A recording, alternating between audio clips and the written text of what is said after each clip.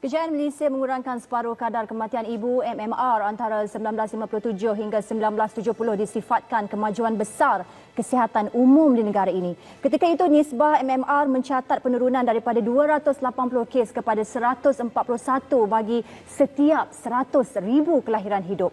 Namun, ketika negara dianggap sudah mencapai peratusan kelahiran selamat yang diiktiraf Pertubuhan Kesihatan Sedunia WHO, angka kadar kelahiran tidak selamat pula semakin membimbangkan. Menurut Ketua Pengarah Kesihatan Datuk Dr. Nur Hisham Abdullah, sejak 2014, peratus kelahiran tidak selamat adalah kurang dari 0.5%. Bagaimanapun berlaku peningkatan bilangan kelahiran tidak selamat di mana 2 kelahiran dilaporkan pada 2014 dan 2015. Bilangan ini meningkat kepada 6 kelahiran pada 2016 dan 7 kelahiran pada 2017. Akibat kelahiran tidak selamat, 3 kematian bayi baru lahir dilaporkan, iaitu 1 kes pada 2016, 2017 dan Januari 2018. Ramai mengaitkan kes kelahiran berisiko tinggi ini disebabkan dolar. Bagaimana seorang peneman kelahiran mampu menyebabkan kematian? Mengapa wujudnya istilah dolar dan dolar ekstrim? Mengapa makin ramai para ibu memilih untuk melahirkan secara alami atau semula jadi? Adakah terdapat kelemahan dalam sektor kesihatan kita? InsyaAllah, 2 panel yang mewakili 2 suara akan menjawab segala persoalan di pentas analisis bersama saya, Finas Sinos.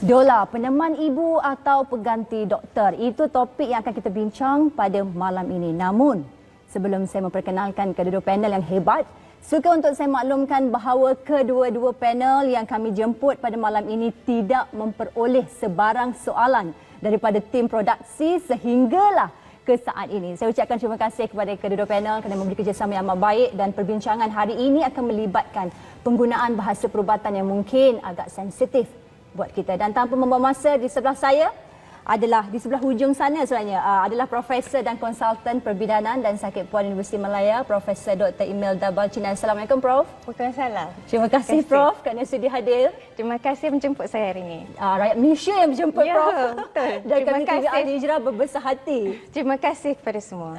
Ya, dan di sebelah Prof ialah freelance dolar, iaitu Puan Hayati Muzaffar. Assalamualaikum, Puan. Waalaikumsalam warahmatullahi Terima kasih, Puan, kerana sudi untuk menyuarakan wakil dolar untuk kita membincangkan tentang topik pada hari ini. Kita tahu topik hari ini sebenarnya panas-panas belaka, dan apa yang penting, objektif utama kita pada malam ini tidak lain hanyalah mahu memberi pencerahan buat masyarakat di Malaysia. Dan saya ingin terus lontarkan soalan saya yang pertama buat Prof. Ya. Walaupun, Prof, isu dolar ni hangat diperkatakan, namun masih ramai yang keliru perbezaan antara dolar dan bidan. Mungkin Prof boleh huraikan. Okey. Jadi doula ialah seorang peneman. Kalau kita gunakan istilah doula, ia bukan sahaja seorang peneman seperti suami atau ibu atau kakak semasa kelahiran ibu. Kalau kita gunakan istilah doula, zaman sekarang doula ini seorang yang profesional. Maknanya ia mengenakan bayaran untuk perkhidmatan meneman. Okey, jadi perbezaannya ialah doula hanya boleh meneman, tetapi bidan ialah pengamal kesihatan yang terlatih untuk menyambut kelahiran bayi dan untuk menjaga kesihatan ibu sebelum kelahiran dan selepas kelahiran. Itu perbezaannya. Jadi dari segi Akta Bidan 1966, hanya pengamal kesihatan yang berdaftar dengan Lembaga Bidan Malaysia seperti bidan yang bertauliah ataupun doktor dibenarkan menyambut kelahiran bayi. Doula tak boleh. Ya. Dan kepada Puan Hayati, apa yang membuatkan Puan memilih untuk menjadi doula dan membuka kelas kelahiran alami ataupun semula jadi ini, Puan? Okey. Terlebih dahulu saya nak ucap terima kasih buat tim produksi TV Al-Hijrah kerana mengamalkan konsep tabayun, di mana sebelum ni di pentas arus perdana yang lain mungkin orang yang bukan ahli di dalam bidang menjawab bidang yang dipersoalkan. Macam topik kita malam ni, tajuknya adalah Dula peneman ibu atau pengganti doktor. Ya. Okey, so jadi saya di sini bukan nak kata mewakili Dula satu Malaysia. Daripada tajuk tu kita nampak title saya adalah freelance Dula. Ya. Okey, freelance Dula ni bermaksud saya memberikan khidmat sebagai peneman tanpa bayaran dan saya berkhidmat kepada komuniti tempatan atas dasar sukarela dan di atas jemputan ibu bapa. Jadi di Malaysia ni macam mana saya bermula terjebaknya dengan orang kata bukan profesi lah, sebab saya tak menerima bayaran. Jadi dia sebenarnya vocation, passion. Sebulan akan datang ni pada tarikh 22 Mac akan bermulanya seminggu Dula World Dula Week, iaitu satu kesedaran tentang peranan Dula sebagai peneman ibu. Jadinya kenapa tarikh 22 Mac ini dipilih? Adakah kerana 37 tahun dahulu Kak Ayat sendiri lahir di PPUM pada tarikh 22 Mac? Ataupun adakah kerana P.Ramlee dilahirkan pada 22 Mac? Bukan. Tapi sebab 22 Mac ni adalah Spring Equinox. Simbol di negara yang ada musim bunga, Spring Equinox ni dia mengembalikan kesuburan. So di Malaysia ni sebenarnya 2017 saya nampak di mana ada diulas di surat khabar, kadar kelahiran di Malaysia sekarang ni sebenarnya 1.9%. Di bawah kadar yang sepatutnya 2.1, di mana ibu melahirkan 2 anak menggantikan diri dan suaminya. Jadi Kak Ayat mengikuti World Dula Week ni pada tahun 2011. Di situlah bermulanya World Dula Week. 2011 tu tahun Kak Ayat menjadi ibu. So maknanya semuanya, sedangkan daun gugur pun Allah tentukan di mana dan bila. Jadi Kak Ayat nampak benda ni sebenarnya memang peluang untuk Kak Ayat berkhidmat pada komuniti. Macam Puan Hayati sendiri melahirkan secara natural birth ke? Ya, saya melahirkan secara spontaneous vaginal delivery, SVD. Dan mungkin Puan Hayati sendiri boleh kongsikan jumlah ibu yang Puan telah temani sewaktu proses kelahiran. Kalau nak ikutkan jumlah ibu saya tak kira lah. Tapi jujur saya ramai cakap lah. Sebab saya sebenarnya bermula pada tahun 2012 di mana saya sendiri hamil anak kedua. Waktu usia kandungan umur 8 bulan, saya telah dijemput oleh kawan baik saya sendiri untuk menemani, dan kemudian saya ada kawan-kawan doktor yang dia mendapatkan orang kata persetujuan daripada pakar OBGYN. Semasa dia melahirkan saya dijemput untuk menemani di hospital. Di hospital swasta. Sebenarnya saya banyak meneman di hospital swasta di atas budi bicara pakar OBGYN. Di rumah pernah? Maksudnya Puan Hayati sendiri bersama dengan pasangan suami isteri itu? Pernah. Dalam berapa banyak? Saya ada lebih kira. 20? Saya tak kira. Okey. Dan macam sekarang ni Puan Hayati, kita lihat di media sosial banyak pihak melabel Dola dan Dola ekstrim. Mengapa timbulnya perkataan Dola ekstrim pula? Okey. Saya jawab dari sudut konteks beginilah. Ini yang selalu saya ajarkan pada anak didik saya lah yang mengikuti kelas persediaan kelahiran. Bismillahirrahmanirrahim. Allahumma inna nas'alukal afiyah fid dunya wal akhirah. So doa afiah ni ini doa untuk kita semua, tapi nanti boleh tengok kembali untuk seorang macam mana kan. Jadi doa ini kita ajarkan supaya ibu-ibu dan pasangan masing-masing dia boleh melahirkan di mana-mana. Contohnya macam rakyat Malaysia 500,000 juta, 90% memilih melahirkan di fasiliti kerajaan dan selebihnya di fasiliti swasta. Dan tak sampai 1% macam Fina cakap tadi, yang itu adalah melahirkan di luar fasiliti. Jadi satu, kita nak kena faham kenapa ada golongan yang di bawah daripada 1% ni. Dia adakah semua sama? Sebab kita tak kenal ibu-ibu tu kan. Tapi sebab pengalaman Kak Ayat menjadi doula community ni daripada 2012, dan sebenarnya 2011 tu Kak Ayat sendiri berinteraksi dengan doula-doula di Malaysia. Ada yang doula wujud ke doula ekstrim di Malaysia, Puan Hayati? Itu adalah salah tanggapan masyarakat di luar sana. Sebab maksudnya Kak Ayat sendiri berjumpa dengan doula tempatan dan luar expatriate. Maksudnya yang jadi datang, di Malaysia tiada doula ekstrim? itu maksudnya kalau itu hanya label. Jadi sebenarnya kita tak tahu sampai kita orang kata tabayun lah. Kita jumpa dengan doula tu sendiri baru kita tahu. Baik, kepada Prof, jika kita dengar dan baca luahan ibu-ibu yang memilih untuk melahirkan secara alami, Prof, rata-ratanya menyuarakan rasa duka cita dan trauma terhadap hospital. Mereka mahu melahirkan dengan oksitosin, bukan dengan pitocin, ditemani dan diurut suami sepanjang melayan contraction, dapat memilih posisi kelahiran yang mereka mahukan, iaitu mesra gravity, tiada bidan atau doktor yang menjerit suruh meneran, tiada mesin CPG yang merimaskan di perut, tiada pemeriksaan vagina ataupun aktiviti seluk-menyeluk, ketuban tidak dipecahkan dan dapat delete cord clamping atau disisi dengan tenang. Komen Prof. Okey. Sebelum saya komen ni, saya nak jawab juga soalan yang anda tujukan tentang doula Malaysia ada doula ekstrim ke tidak. Silakan Prof. Jadi kalau kita nak mengikut perkembangan kemajuan kesihatan di negara barat, bila mereka menggunakan peneman, ada kesan kepada ibu. Jadi kalau kita tengok kajian perubatan, bila ibu seorang tu menjadi hamil, kajian besar telah tunjuk seramai 84% ibu sebenarnya mengalami stres. Kita panggil psychosocial stress. Sebab kan kita nak jadi ibu, mak orang buat kali pertama, kedua, jadi kita selalu bimbang. Ibu selalu gelisah sebab kita panggil fear of the unknown. Tidak tahu apa akan berlaku semasa kelahiran. Jadi sebab itulah peneman ni sangat penting, membantu, kalau dia boleh membantu mengurangkan stres ibu semasa kelahiran, di samping doktor dan atau bidan terlatih boleh memberikan kesan yang baik daripada segi kelahiran yang normal, daripada segi pengawalan kesakitan ibu, dari segi ketenangan ibu. Okey, tapi ini kajian-kajian yang dijalankan di luar negara menggunakan doula-doula di negara maju. Apakah perbezaan doula di negara maju dan doula di Malaysia?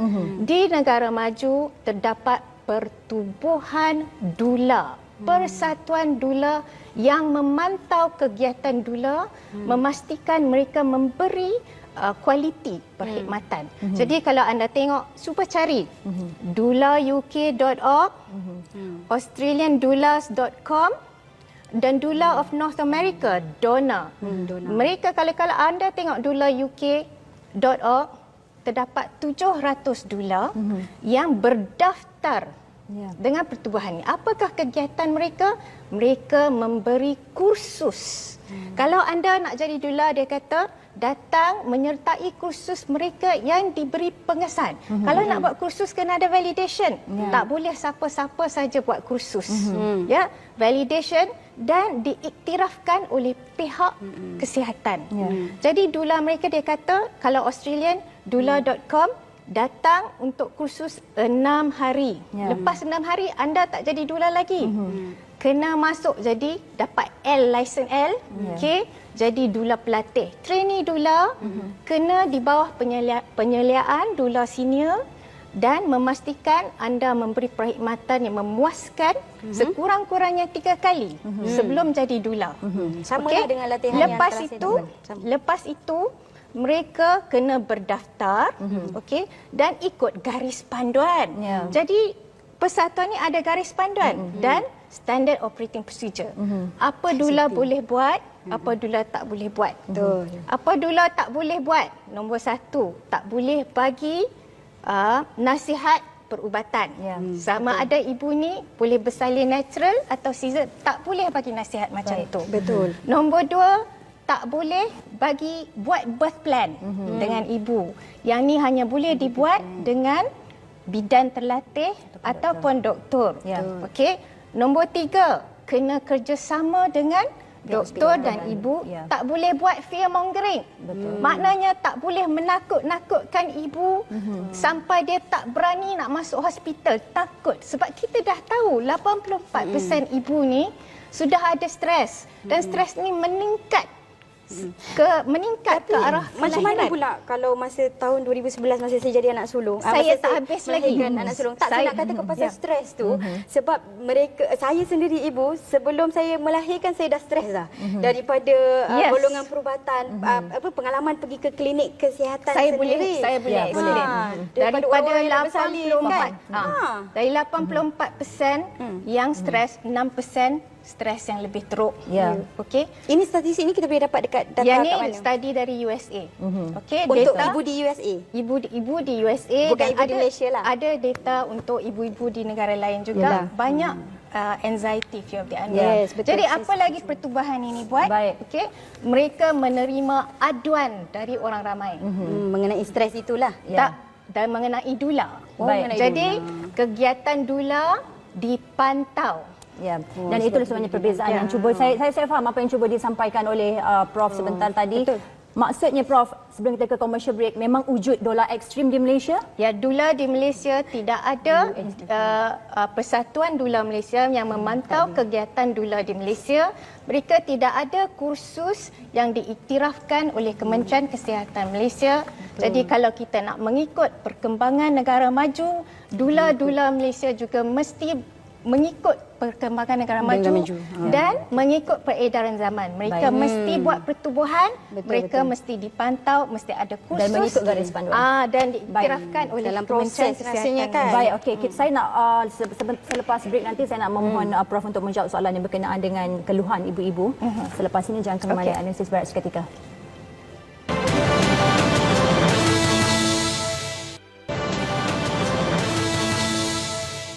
Alhamdulillah kita dalam analisis dan saya ingin terus kepada Prof berkenaan dengan luahan ibu-ibu Prof yang tidak mahu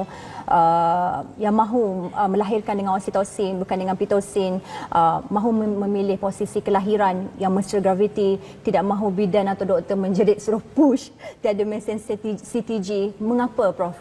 Mengapa perlu perubatan ataupun kesihatan semua benda ini? Okey. Jadi kalau kita lihat sekarang mulalah ada peralihan terhadap mahukan keselesaan dan kita kata birth experience yang positif semasa kelahiran ibu. Zaman dulu masa 1930-an memang ibu-ibu ini semua tak masuk hospital, memang tak dapat perkhidmatan doktor dan bidan yang bertauliah. Jadi mereka semua dapat gentle birthing. Maknanya mereka dapat kontrol kawalan bagaimana mereka nak melahirkan anak mereka. Maknanya dia dapat gentle birthing sebelum Jadi zaman masuk dulu hospital. mereka boleh melahirkan cara mana yang mereka suka, posisi Sebab mana tidak ada yang sistem mereka perubatan suka. tu tadi. Zaman dulu kita tak ada nak kata apa. Okey, tapi kematian ibu bersalin 20 kali ganda lebih daripada sekarang. Okey. Jadi perubahan zaman yang untuk menyelamatkan ibu ni menggunakan perkhidmatan ini yang untuk yang bertujuan untuk mengurangkan tumpahan darah. Okey. Jadi tapi kita perlukan lebih ramai lagi kaki tangan untuk keselesaan ibu. Maknanya kalau ibu kata saya nak bersalin posisi mana-mana saya suka. Okey. Jadi kita masih juga perlu memantau kesihatan janin dalam kandungan dengan menggunakan fetal heart rate. Jadi kita benarkan okey, berikan lebih lagi keselesaan kepada ibu yang berisiko rendah untuk kita boleh buat intermittent monitoring. Okey. Intermittent monitoring. Tapi kan memang kalau nak buat nak berikan ibu keselesaan, kita perlukan lebih lagi kaki tangan bidan terlatih dari segi seorang ibu dengan seorang bidan. Jadi selagi kita tak ada kaki tangan macam ini, kita tak boleh memberi perkhidmatan macam ni. Jadi kalau anda bayangkan ibu ni dia kata dia nak bersalin dengan cara merangkak. Dia nak bersalin dengan cara squatting. Dia nak berdiri berjalan-jalan. Okey? Kalau bidan ni kena jaga 4 orang ibu. Ya. Jadi dia berlari-lari, tengah ibu ni tengah berjalan, air ketuban dia pecah. Basah lantai. Licin. Dia tergelincir, jatuh, fracture. Itu isu logistik Saman hospital. Okey. Jadi macam ni. Jadi bidan ni tak boleh tinggalkan ibu ini untuk 3 lagi Macam mana ibu pula dengan obstetric Jadi, nurse? sekejap. jadi Okey. ni bidan. Sebab saya Jadi tanya ke Puan ini Hayati. memudaratkan Ya. keselamatan ibu-ibu lain. Baik, maksudnya Jadi di sini, kalau nak buat ikut ke posisi kesihatan ibu, kita boleh buat kalau ada one-to-one care. One-to-one care. Jadi di negara UK mereka mula buat itu. Maksudnya di sini Prof, isunya adalah tidak cukup kaki Ah, tangan. Jadi, tak cukup kaki Itu tangan. sudah isu utamanya. Ya. Baik, kepada Puan Hayati, Puan untuk membuka kelas kelahiran, selain memberi ilmu kehamilan serta sokongan kepada ibu yang hamil, akan bersalin atau telah bersalin, adakah Puan Hayati turut menasihati para ibu untuk mendapatkan bidan bertauliah, iaitu doktor untuk sambut kelahiran bayi? Okey. Jadi nak menjawab soalan tu, saya nak berkongsikan, jelas sebab ni pentas kita nak kongsi ilmu dengan pengalaman kan. Tahun 2020 tahun depan akan diangkat, WHO akan mengangkat sebagai tahun bidan dan jururawat. So obstetric nurse ni sebenarnya mereka lah wira yang tidak didendang yang boleh memberikan one to one care ni tadi. So maksudnya kalau dekat Malaysia setahu saya kita ada kita tak ada bidan direct entry. Barangkali mungkin di swasta saya tak tahulah kan. Tapi bila kita nak katakan 90% ibu di Malaysia memilih hospital kerajaan. Jadi siapa yang sebenarnya bersama dengan ibu daripada bukaan dia, mungkin dia belum ada bukaan atau bukaan OS je, kelahiran bayi tu daripada 1 membawa kepada 10 fully dilated, fully effaced kan. Okey, berbalik kepada soalan saya, adakah Puan Hayati sebagai doula menasihati kepada ibu-ibu yang berjumpa dengan Puan Hayati untuk sebarang jika ada komplikasi ke apa jumpa dengan doktor kelahiran, pergi jumpa doktor, bukan kelahiran berseorangan tanpa bidan atau doktor, adakah itu termasuk sekali dalam kelas nasihat itu di dalam kelas kelahiran? Saya faham. Maksudnya dekat situlah salah tanggapan masyarakat ni yang kurang ada kekangan membaca kan, faham bahasa Inggeris tu. So sekarang ni doula, ada yang sebut daula, ada yang sebut dola kan. Dia doula ni peneman. Childbirth educator itu yang secara rasminya membuat kelas. Jadi dia separate. Okey, so kita dalam topik doula ni peneman ataupun pengganti doktor kan, peneman ibu kan. So saya cerita pasal doula, saya mereka akan bertanya pada saya dan berdasarkan pengalaman saya dengan dapat apa daripada anak didik saya yang lain, recommendation kepada OBGYN, saya akan suruh mereka pergi mendapatkan second third opinion lah. Maksudnya adalah nasihat-nasihat itu. Pergi ke kalau nak cerita pasal medical, pergi ke doktor lah. Jika terdapat situasi di mana seorang ibu tidak mahu melahirkan bayinya dengan kehadiran doktor atau bidan di rumah, apakah yang dilakukan Puan Hayati jika situasi itu berlaku? Apakah yang dilakukan masa bila tu? Seandainya sebelum kelahiran dia kata ni Kak Ya, saya tak nak ada kehadiran doktor dan bidan, saya nak lahir sendiri dekat rumah Finas dengan nak bersedia suami lah saya. nanti yang akan datang. InsyaAllah. So Kak Ya macam mana? Apakah Puan Hayati punya nasihat kepada dia?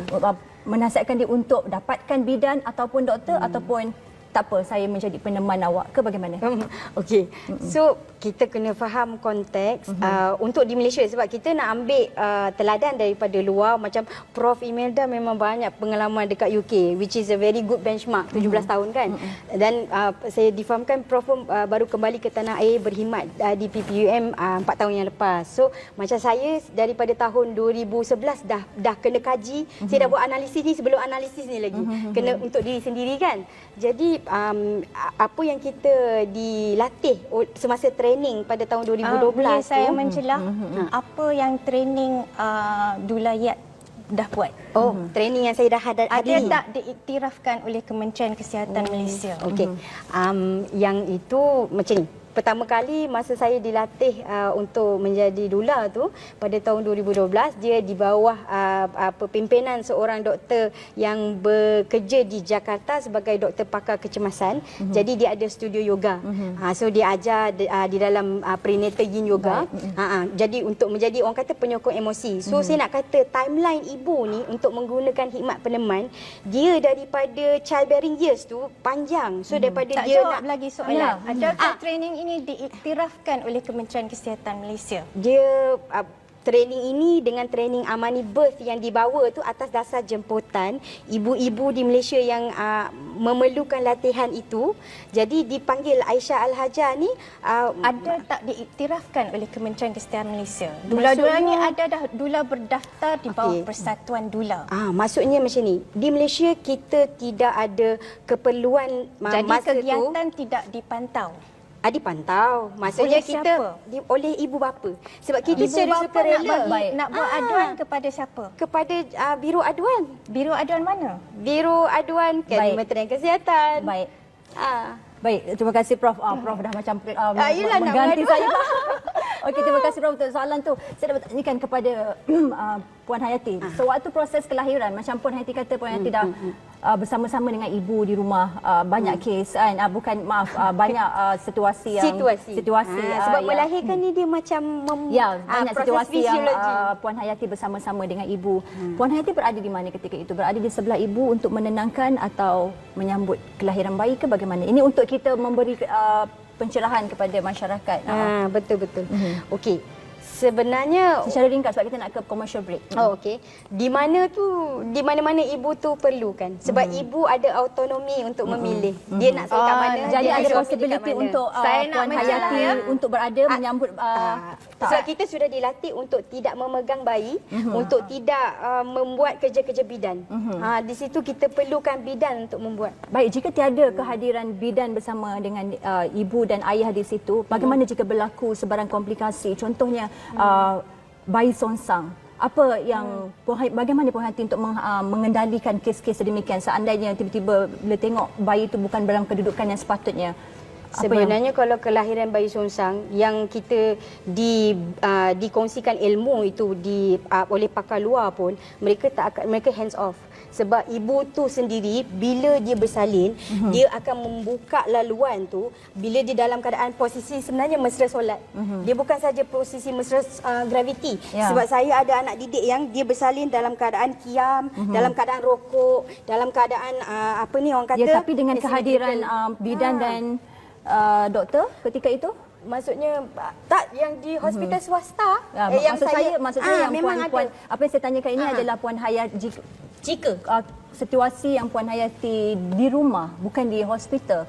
Okey, kalau saya lah bagaimana mak komplikasi berlaku, apa yang Puan Hayati akan buat? Terus menelefon ambulans, hospital atau bagaimana? Kalau itu adalah situasi kecemasan, secara logik orang yang rasional akan hubungi hospital ataupun terus pergi ke hospital. Saya nak mencelah di sini ya.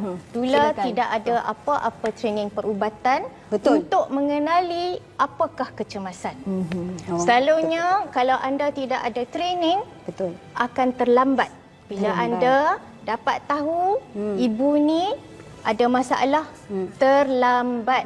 Tapi saya mencelah, dia mencelah, saya mencelah. Okey, so dalam pengalaman Kaya lah, ni tak banyak, okey, tapi ada pengalaman di mana Kaya tak berada dengan ibu, tapi disebabkan Kaya ajar posisi mesra solat tu tadi, dia di dalam dia ke hospital, dia duduk antara dua sujud dan bayinya sebenarnya kembar yang songsang. Jadi dia bagi tahu, Kak Yat, saya nak pergi hospital sebab saya nak buat pembedahan untuk anak kembar songsang. Keluar di dalam kereta bila dia dah sampai di hospital. So itu dia sambut sendiri. Ataupun sebenarnya dia tahu-tahu baby dah keluar. Dalam kita jemput Prof Puan Hayati untuk kembali duduk. Terima kasih. Okey, kami terpaksa berhenti rehat seketika, selepas ini kita sambung pada perbincangan yang amat hangat ini.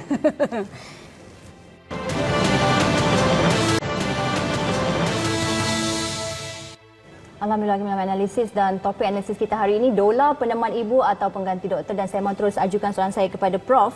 Prof, kebanyakan ibu yang memilih untuk melahirkan secara alami ini percaya uri perlu keluar secara semula jadi. Mereka tidak mahu prosedur control contraction atau CCT yang merupakan prosedur menarik uri dilakukan. Komen Prof. Okey. Kebanyakan kematian ibu bersalin di seluruh dunia, especially di negara yang membangun, di developing world macam di Asia, Afrika, kebanyakan disebabkan pendarahan yang berlebihan. Jadi tujuan kita buat active management of third stage. Ini bermakna semasa kepala baby sudah keluar, semasa bahunya nak keluar, kita akan memberi satu suntikan injection Zintometrin untuk membantu mengecutkan rahim. Tujuan kita nak mengecutkan rahim ialah plasenta uri itu mendapat bekalan darah daripada ibu sebanyak lebih kurang 800 ml satu minit. Okey, yang ni 800 ml, yang ni kiranya 250 ml je. Kiranya 3 cawan macam ini seminit darah mengalir ke plasenta.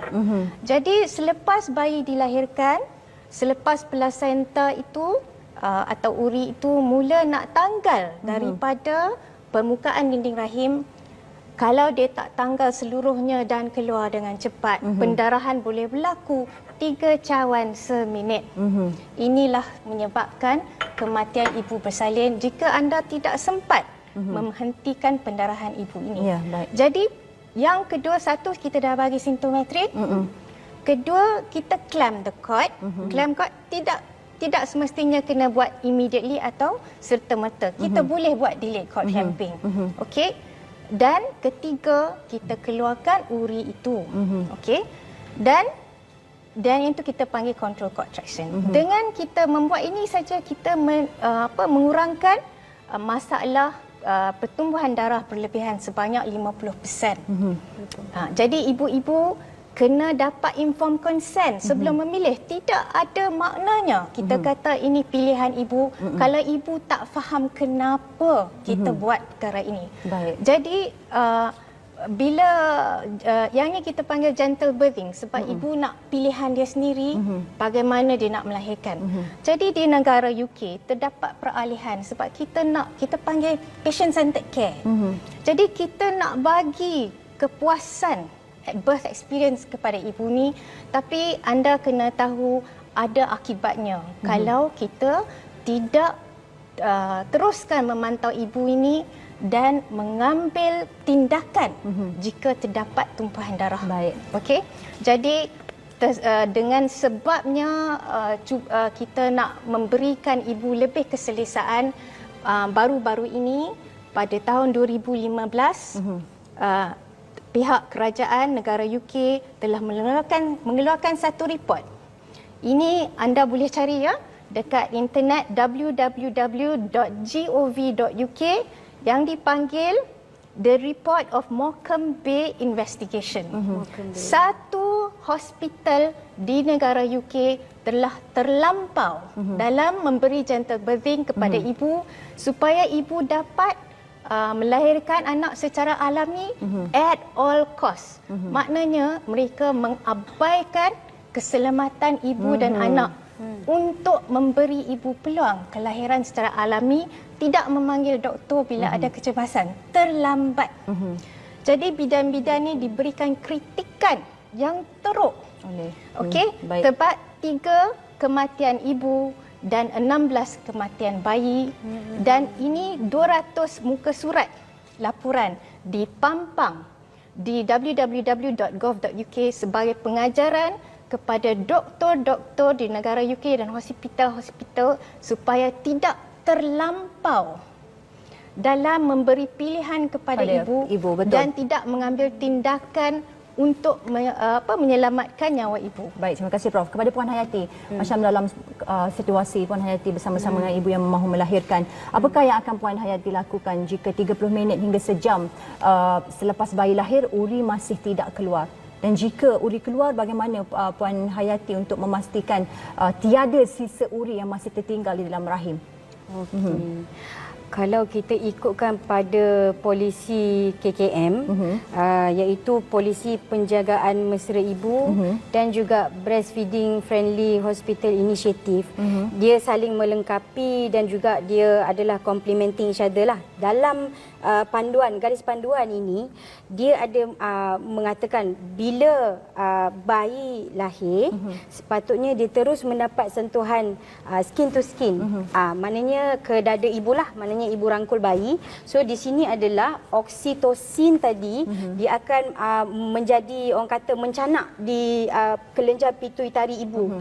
So ini yang akan menyebabkan ibu tu tadi melahirkan secara spontan uri dia, disebabkan dia boleh bau bau ketuban di ubun-ubun bayi sebenarnya. Dan bayi tu tadi bila dia bau ketuban di daerah susu ibu, dia akan menghantar signal di mana tali pusat dengan uri tu tadi yang belum dipotong secara paksa, maka ada berlakunya komunikasi subconscious. So dekat situ yang dia akan menghalang daripada proses tumpah Jika dalam darah. tempoh 30 minit hingga sejam itu tidak berlaku, Puan Hayati akan menelefon ambulans ke bagaimana? Tidak Atau mau berlaku. akan menunggu sahaja dia keluar secara uri itu keluar secara semua jadi? Dilihat kepada keadaan ibu. Biasanya ibu yang lahir tu dia akan lihat pada bayi, dia akan interested dengan bayi. Jika tidak kita bercakap tentang risiko, jika risiko. tidak uri itu keluar, bagaimana? Apa yang Puan Hayati akan lakukan? Jika berlaku pertumpahan darah, Boleh kita tak saya boleh menjelang? nampak. Sebab Finas bercakap dengan Puan Hayati seolah-olah Puan Hayati ni bidan terlatih. Ya. Sepatutnya Dia Dula tak- tak buat langsung Disebabkan, Prof. keputusan ini. Ya, Ini tak- decision bukan Dula betul. punya Ya, decision. saya tahu, tapi Jadi Dula memandangkan tak Puan boleh buat. Hayati selalu bersama dengan ibu tanpa Mesti kehadiran ada. Maknanya bidan kita dan kena tanya doktor. dekat Sebab tu bidan. saya perlukan Yang- jawapan daripada Puan tak Hayati. apa. Maknanya lain kali kita panggil bidan sebenarnya. Digandingkan Bawa ibu kan. Maksudnya di sini Puan Hayati tidak mengetahui cara untuk mengendalikan seandainya dalam tempoh okey. 30 minit hingga 1 jam itu atau bagaimana? Maksudnya kalau ada berlaku pertumpahan darah, perlu orang kata telefon kecemasan ataupun membawa ibu tu ke fasiliti yang terdekat lah. Prof, apa akan berlaku jika ada uri yang masih bersisa di dalam rahim? Yang inilah menyebabkan kebanyakan kematian ibu bersalin di seluruh dunia. Di seluruh dunia. Ya, kebanyakan kematian disebabkan retain placenta sebab rahim tak boleh kuncup. Jadi pengaliran darah yang banyak tu 3 cawan seminit tu tidak dihentikan. Bila dinding rahim tu kuncup, dia akan menutup saluran-saluran darah itu. Jadi kita perlu keluarkan uri itu sebelum berlakunya pertumpahan darah. Sebab kalau ibu tu di tempat yang tidak ada bantuan doktor, lagi kena cepat sampai ke hospital. Baik Puan, kita tahu prosedur di bawah pengurusan aktif tahap ketiga kehamilan atau AMTSL ini membabitkan penggunaan ubatan, kehadiran doktor, bidan, jururawat serta menggunakan mesin. Ya, ubat dan mesin itu antara faktor mengapa kebanyakan ibu memilih untuk melahirkan secara alami. Namun, menurut pensyarah Fakulti Perubatan dan Sains Kesihatan USIM, Profesor Madya Dr. Rafidah Hani Mohtar, banyak kajian membuktikan AMTSL berjaya mengurangkan tumpah darah sebanyak 60 hingga 70%. Bukankah itu satu jaminan untuk keselamatan ibu dan bayi? Malah Makasih Syariah mengutamakan prinsip melindungi nyawa, bukan cara. Komen Puan bagaimana? Komen saya adalah saya sebenarnya banyak belajar daripada penulisan Prof. Imelda. Pada 2017 saya ada baca penulisan mengenai obstetric embolism yang dalam artikel yang Prof. Imelda tulis tu, dia menerangkan pada ibu tentang di Malaysia 100 ibu yang meninggal disebabkan kelahiran, 60 adalah daripada obstetric embolism. Dan kita punya kadar kelahiran mortality kita, ibu banyak bersalin disebabkan 90% daripada ibu ni dibedah. Jadi kita punya kadar kelahiran caesarean yang tidak selamat sudah mencapai 30%. So pada saya yang membimbangkan adalah lambakan ibu 90% pergi ke Dewan Bersalin Kerajaan menyebabkan obstetric embolism ni tadi sampai ke tahap yang membimbangkan. Jadi bayangkan 90% ada 4 negeri dengan kadar kematian yang tinggi, iaitu Melaka, kadar caesarean yang tinggi. Melaka, Negeri Sembilan, Namun adakah dengan statistik yang tinggi ini, KL dan Perlis, Puan Hayati mahu terus menolak kehadiran doktor, bidan dan segala teknologi yang canggih yang disediakan oleh Kementerian Kesihatan? Bukan maksudnya begitu. Maksud saya, kalau tahun 98 kita dah menjalankan garis panduan BHFHI, semua hospital kerajaan kita BHFHI accredited, dan penjagaan mesra ibu, sepatutnya penjagaan mesra ibu ini menurunkan kadar caesarean. Kenapa kita punya kadar caesarean tinggi dan menyebabkan kadar obstetrik embolism tadi menjadi tinggi juga. Dan selain daripada obstetric embolism, iatrogenik postpartum hemorrhage juga berlaku di hospital kerajaan sebanyak 78%. Sekarang ini Puan Hayati tak menjawab soalan saya. Masalahnya. Okey, tak apa, kita terpaksa berehat seketika dan kembali selepas ini. Okey.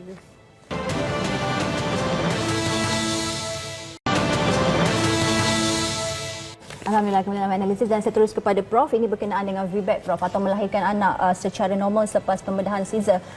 Jika seorang ibu memilih untuk VBAC namun tidak mahu ke hospital, mereka mahu melahirkan secara alami, apakah risiko yang bakal dialami oleh ibu dan bayi tersebut, Prof?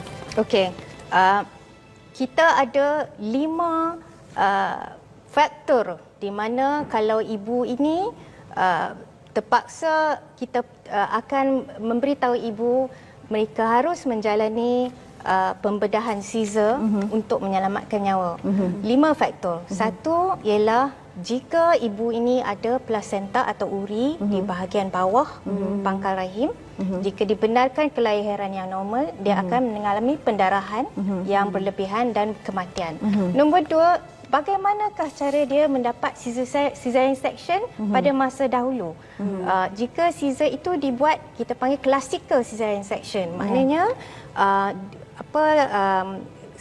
cesarean itu dibuat di bahagian atas rahim. Jadi masalah rahim pecah adalah sangat tinggi.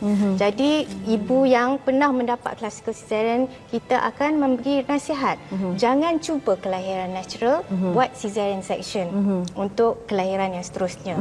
Nombor 3, jika ada obstruction ataupun apa-apa yang menghalang ibu bersalin seperti fibroid yang besar di bawah, ada ketumbuhan yang besar di bawah. Nombor 4, jika anak itu dalam keadaan melintang, tidak boleh melahirkan secara alami. Dan nombor 5, jika pernah mendapat lebih daripada 2 cesarean section, jadi masalah rahim pecah semasa melahirkan anak adalah sangat tinggi.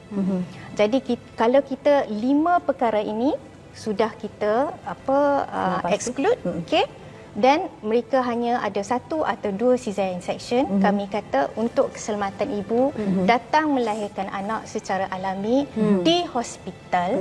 Sebab dalam 1000 ibu yang pernah mendapat 1 pembedahan Caesar, seramai 4 akan mengalami rahim yang pecah.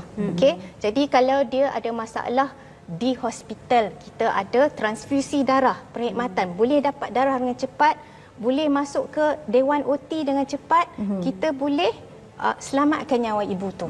Okey, dan anaknya sekali kita ada pediatrik. Baik, saya nak bertanya dengan Puan Hayati, mana kita sudah berada di penghujung rancangan sebenarnya. Apa pendapat Puan Hayati berkenaan dengan $1/2 yang sering menasihatkan para ibu untuk meyakini melahirkan anak di rumah seakan mencontohi Maryam alaihissalam? Komen Puan Hayati. Tentang doula tu ke atau tentang ibu itu?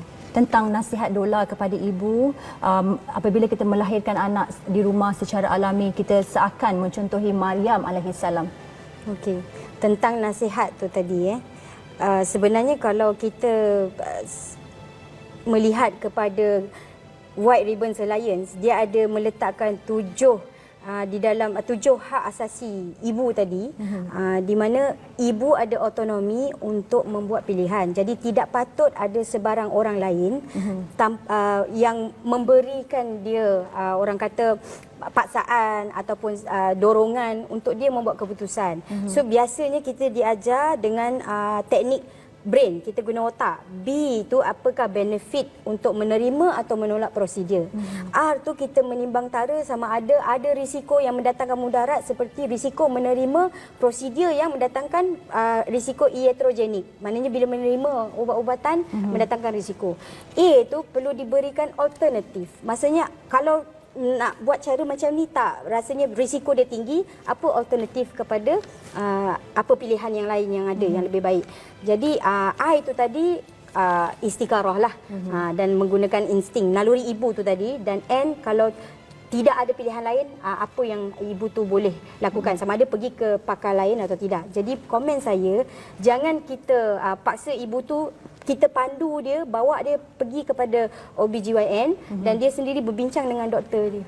Tidak patut ada orang yang mempengaruhi. Maksudnya nasihat, ibu kena buat kajian. Maksudnya nasihat nasihat doula tidak sepatutnya lah menasihatkan seorang tidak. ibu kena harus mencontohi Maryam alaihi salam. Itu tidak sesiapa. patutlah. Maksudnya bukan dia tak ada kena mengena dengan Maryam alaihi salam sebab ini ni. terlalu banyak. Itu orang. Ya. Orang yang tidak berinteraksi dengan doula, orang yang tidak pernah kenal doula, dia akan cakap macam-macam. Tak, ini adalah daripada doula sendiri. Oh, ini daripada Ya, doula. banyak doula Itu yang saya tak menyatakan tahu. sedemikian. Okey. Baik, Itu peribadi. Itu ya. berdasarkan agama, jadi kita tidak sentuh isu sensitif. Lagipun Mufti Wilayah Persekutuan telah menolak kenyataan itu kerana menurut Mufti Wilayah Persekutuan kejadian Itu yang peribadi berlaku di ibu. zaman itu kehendak Itu Allah untuk membuktikan betul. kekuasaannya. Jadi kita harap tiada lagi lah doula menggunakan istilah mencontohi Maryam ini. Saya ingin bertanyakan kepada Prof, apa akan berlaku Prof pada negara jika kes mortaliti ibu dan bayi terus meningkat akibat kelahiran tidak selamat, Prof? Jadi kita kena bagi awareness atau kesedaran kepada ibu-ibu. Jika ibu-ibu memilih untuk melahirkan anak tanpa kehadiran bidan terlatih ataupun doktor, memang sudah terbukti di seluruh dunia keselamatan nyawa ibu, risiko kematian meningkat 5 kali ganda. Tapi apa yang kita lihat di Malaysia lebih lagi daripada itu. Apa yang saya nak bentangkan ialah ada satu lagi kematian yang kita tak masuk ke dalam statistik kita di Malaysia, iaitu doula Malaysia kita sendiri yang memilih melahirkan anaknya di rumah tanpa kehadiran bidan, dan doula ini sendiri mempunyai sejarah pernah mendapat pembedahan Caesar 2 kali. Doula ini melahirkan anaknya semasa beliau arwah berada di negara UK. Saya dapat tahu sebab masa tu tahun 2014. Okey, saya semasa tu konsultan di negara UK dan baru pulang ke Malaysia. Nama doula ini masuk ke dalam statistik Confidential Inquiry of Maternal Death UK. Mereka buat siasatan. Ini kita buat di Malaysia juga. Kenapa? Apa yang terjadi? Kenapa ini berlaku? Bagaimana kita boleh mencegah daripada berlaku lagi sekali? Jadi doktor-doktor, pakar perunding di UK kontak saya tanya. Sebab doula UK tidak suka nama doula dicemarkan. Ya. Okey, mereka tanya saya, ini doula Malaysia ke?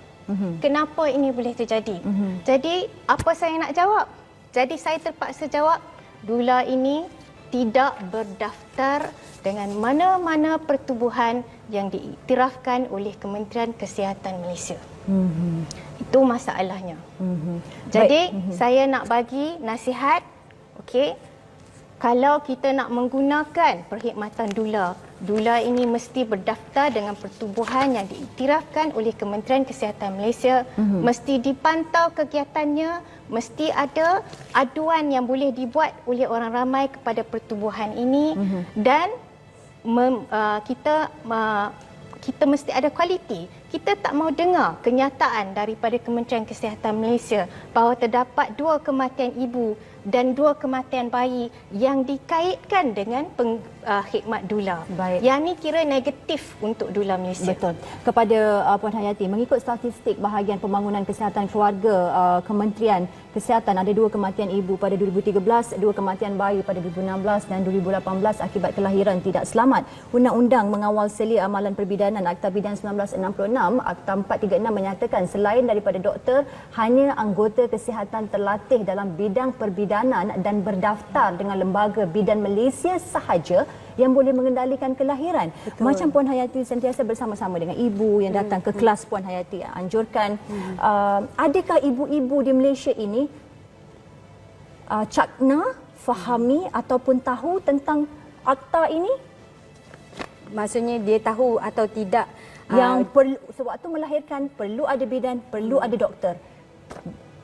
Adakah mereka tahu dan mereka pergi ke hospital? Bagi yang memilih untuk pergi ke hospital. Betul. Kalau mereka yang memilih untuk melahirkan di rumah, Puan Hati ada memberi nasihat untuk pergi ke hospital jugalah, begitulah. Kita tak ada memberikan apa-apa nasihat. Kita cuma berkongsi tentang proses fisiologi. Bagaimana untuk mengurus emosi, pernafasan, apa yang perlu dilakukan sepanjang kehamilan dan selepas, maknanya penyusuan. Jadi terpulang pada ibu, lepas tu dia macam tadi Prof cakap, tak boleh bagi birth plan apa semua kan. Jadi mereka boleh pergi ke doktor mereka untuk Macam membuat. Puan Hayati sini tidak pernah melebihi batas seorang dolar itu sendirilah, tidak pernah. Tak ada Baik. Ini mungkin soalan terakhir sebelum kita nak ke komersial. bukan komersial, dah habis dah. Saya nak bertanyakan kepada Puan Hayati, jika berlaku kematian atau tragedi dalam proses kelahiran alami walaupun ia merupakan permintaan dan persetujuan pasangan tersebut, apakah tindakan yang Puan akan lakukan dalam keadaan kecemasan itu? Macam yang soalan yang sama yang diulang lah. Maksudnya kalau di dalam kecemasan akan terus ke menghubungi hospital lah, ataupun maksudnya menghubungi talian kecemasan, atau jika keadaan tu membolehkan pasangan tu tadi untuk pergi ke fasiliti kesihatan yang terdekat, sepatutnya pergi dengan cepatlah. Begitu. Kepada Prof, mungkin sebagai pakar ONG, nasihat dan pesanan Prof kepada para ibu apa? Okey. Saya nak bagi tahu kepada ibu-ibu semua, keselamatan ibu dan anak itu kami utamakan, dan kami juga mahukan ibu mendapat birth experience yang indah. Jadi kita, satu sebab kita jadi baby friendly initiative hospital ni juga. Jadi kita selalu cuba nak memuaskan hati ibu. Tapi ibu kena faham, kadang-kadang bila berlakunya kecemasan, WHO telah pun tunjuk datanya, walaupun ibu itu berisiko rendah.